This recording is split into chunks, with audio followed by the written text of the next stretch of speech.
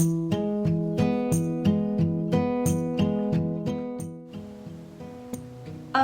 my goodness. You guys, this book is amazing. I either found myself saying, oh my goodness, yes, highlighting, writing my own comments in the margins, chunking sections and so forth, just like, yes, yes, yes, oh my goodness. Kelly Gallagher is amazing, and he is bringing so much to light. And as I was reading, do you ever think and like wish you could go back and like fix your first couple years of teaching? Like, oh my gosh, I don't even know how those kids survived, or I don't know if they've learned anything, or so forth. I'm only going into my 9th year of teaching, but I just look back and think like, my goodness, I am a suspect, and I am one of the ones killing reading in schools. And while there is so much that I can connect with, it's almost like in a not great way.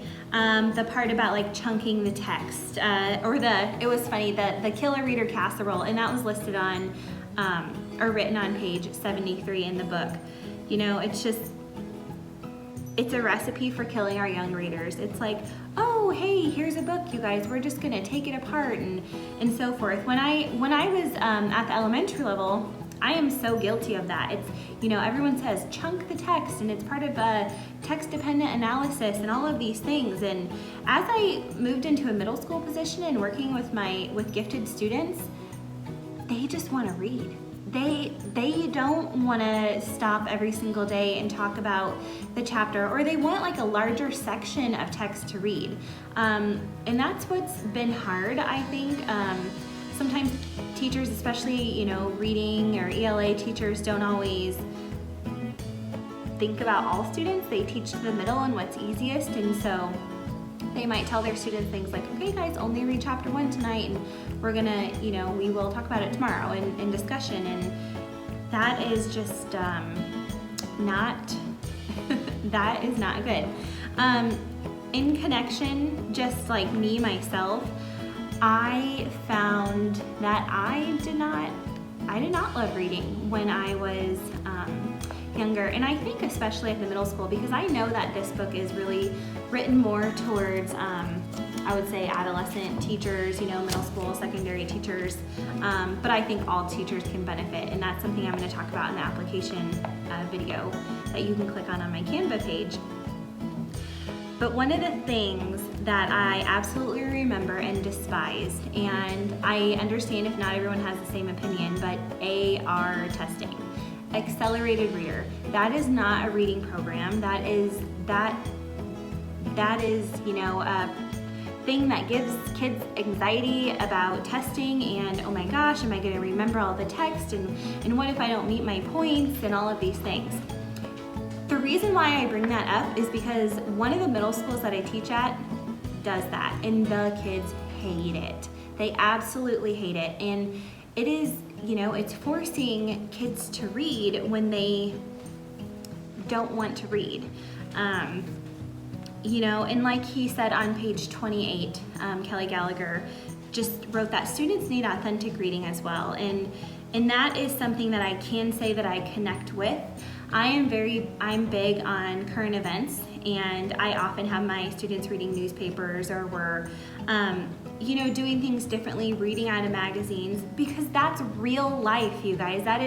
It's not just, and not that reading books aren't, because that's totally, that's totally real life, but it's the things we're reading all the time. Billboards, you're at a doctor's office, you're reading in a magazine. It just really kind of makes you think about how many things we're doing wrong in education, and how we are truly killing our readers. Another connection that I found was on page 12, and I apologize, you guys, I have sticky notes everywhere all over this book, so I'm just kind of talking as I go back and forth, but on page 12 it talked about teaching to the test. I think we're all guilty of that too. It's kind of that backwards design approach, but what I loved is when he said, but teaching to the test is a good thing if the test is a good test. And that makes you think also, you know, are tests great? Are we just picking something that was written out of a curriculum? Does it align with our standards? Is it best practice? There's just so many things that I can connect with in this book, and not always in a great way. Some things are great. Like on page 27, you know, he would have students highlight text and things that they didn't understand, and that is something that I do. And I have, you know, I don't do it as much anymore at the middle school level because I'm a traveling teacher and things just look a little bit different. But I love how, you know, highlight anything that's confusing you, and students can connect and so forth. So I do that, and I think it's a great way for them to learn. It helps me understand, you know, where they're at. And now that we read so much on iPads because we are a district going one-to-one, you know, a lot of them have like highlighters on there. You know, it's just a functioning tool that they can do. So I notice these things, and that's another thing that I can connect with.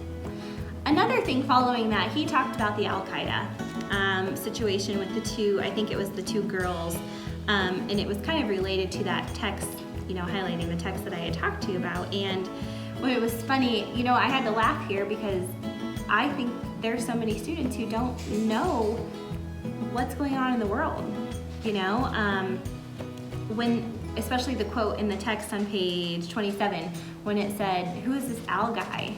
We have so many students like that, you guys. It's just, you know, if students want to know information, they're going to know, they're going to find out, they're going to learn through their parents or just be self-learners. But I bet if, you know, you ask students who's the president now, who is the governor of your state, all of those things, I feel like not that many students know. And so it is so important that we are being authentic and, you know, and all of these things. Another thing that I connected to and almost giggled, but, you know, when Kelly Gallagher wrote about your first, you know, your first couple days of teaching, when it's lots of meetings and so forth, and he's like, but nobody wants to really talk about the hard stuff. And I think that is so true. In those meetings, we know what we're having for lunch tomorrow at the staff luncheon, but we're not talking about how our test scores and, well, let me rephrase that. Schools always talk about test scores. We are not talking about how only 1 in 3 readers meet grade level expectations. We're not having those difficult conversations with people. And so that is just, you know, like he said on page 32, that's a danger on word poverty. We are harming kids. We are not preparing them for, you know, being college bound and so forth. So there's so many connections that I have made while reading this book. But I'm totally with him. We need to address the elephant in the room as educators, and we need to take a stand and just really get reading back into the hands of our students. And what I also connect with too is, as a high ability learner teacher, I have students who qualified for giftedness because of their, you know, their verbal domain, you know, for reading and writing. But if you ask them, they hate their reading class. They love to read. They hate their reading class.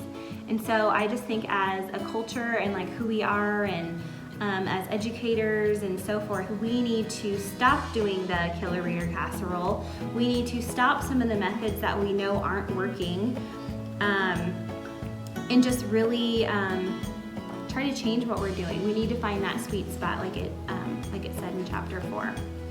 So those are some of the connections, but like I said, as reading through this text, and maybe like many of you were highlighting and thinking, oh my goodness, yes, like we're doing so many things so wrong, and I just feel like I can really connect with a lot of what Kelly Gallagher had to say in Readicide.